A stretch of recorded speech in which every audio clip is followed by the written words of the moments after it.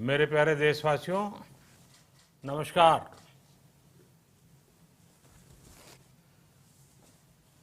Corona वैश्विक महामारी के खिलाफ लड़ते लड़ते अब हम अनलॉक 2 में प्रवेश कर रहे हैं और हम उस मौसम में भी प्रवेश कर रहे हैं जहां सर्दी, जुकाम, खांसी, बुखार ये सारे न जाने क्या क्या होता है, ये मामले बढ़ जाते हैं। ऐसे में मेरी आप सभी देशवासियों से प्रार्थना है कि ऐसे समय अपना ध्यान रखिए।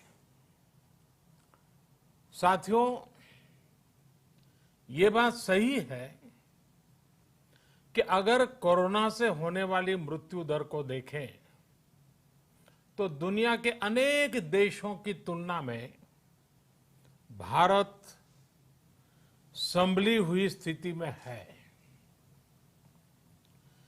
समय पर किए गए लॉकडाउन और अन्य फैसलों ने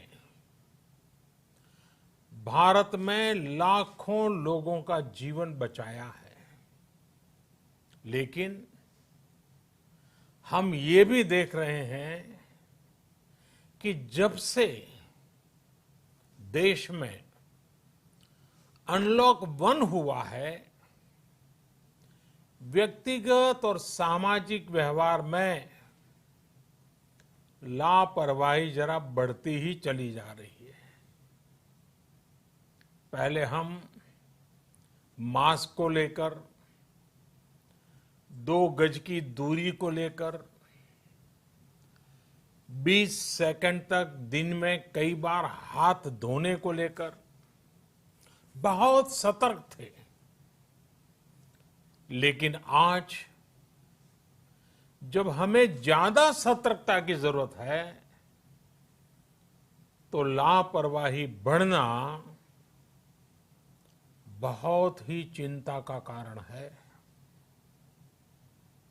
साथियों, लॉकडाउन के दौरान बहुत गंभीरता से नियमों का पालन किया गया था। अब सरकारों को, स्थानीय निकाय की संस्थाओं को, देश के नागरिकों को फिर से उसी तरह की सतर्कता दिखाने की जरूरत है। विशेषकर कंटेनमेंट जोन्स, उस पर तो हमें बहुत ध्यान देना होगा।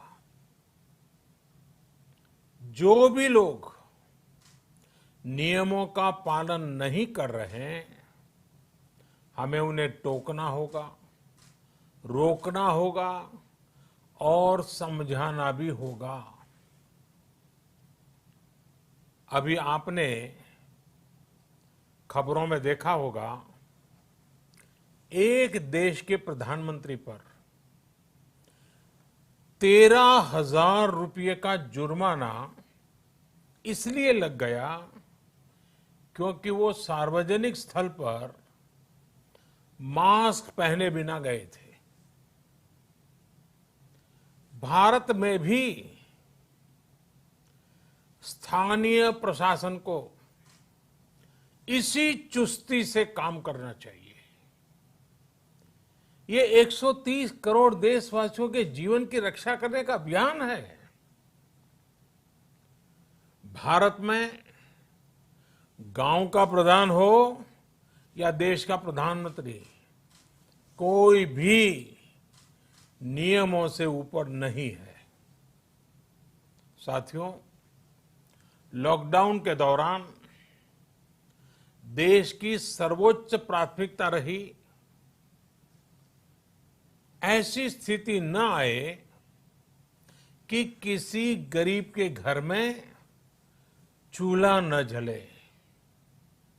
केंद्र सरकार हो, राज्य सरकारें हो, सिविल सोसाइटी के लोग हों, सभी ने पूरा प्रयास किया कि इतने बड़े देश में हमारा कोई गरीब भाई बहन भूखा न सोए।